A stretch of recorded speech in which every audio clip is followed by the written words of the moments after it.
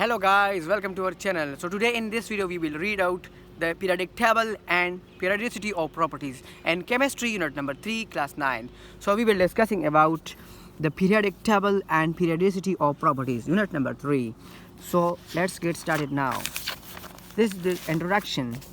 So in previous grades you learned about the elements and the classification on the basis of metals and non-metals. Using that knowledge you will study the classification of all elements and will discuss their periodic properties. So in the year 1800 only 34 elements were known. By the year 1870 this number increased to almost double, and in the year 1974 the number of elements was 105.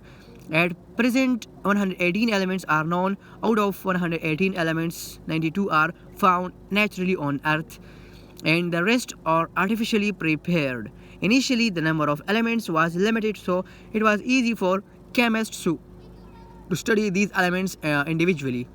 But as time passed the number of elements increased, so it became difficult for the chemist to study each element individually. It was felt that the elements might be properly arranged so that they could be easily studied. By doing so, one could easily get more information with the little effort. Many chemists, including Lavoisier 1787, Newlands 1864, and others, attempted to classify the elements systematically. It was a Russian chemist, Mendeleev 1869, who made the most successful classification based on the atomic masses of the elements. Then we will discuss science and technology. Now, modern periodic table.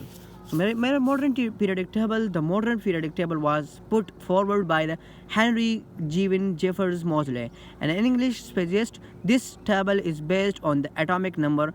The modern periodic law states the physical and chemical properties of the elements or the periodic functions of their atomic number. Periodic table is formed on the basis of this law.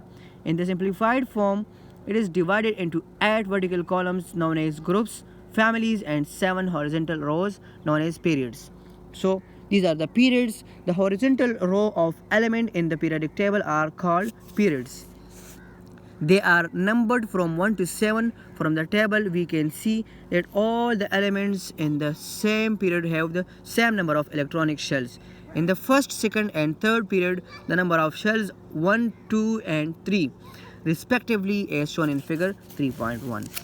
So these are the group 1, period number 3 is filling, period number 2 is filling, period number 1 number is filling. This way, this is the periodic table as shown in the video, as shown in the camera. This is the periodic table. These are the periods table of the elements: alkaline metals, transition metals, non-metals, noble gases, metallic bond, alkaline earth metals, other metals, lanthanoid, actinides, and halogens. This way, so there are 7 period horizontal rows in the periodic table. First period contains 2 elements, that is hydrogen H and helium. This is also called the shortest period of the periodic table. Second and third periods each contain 8 elements and are called short periods.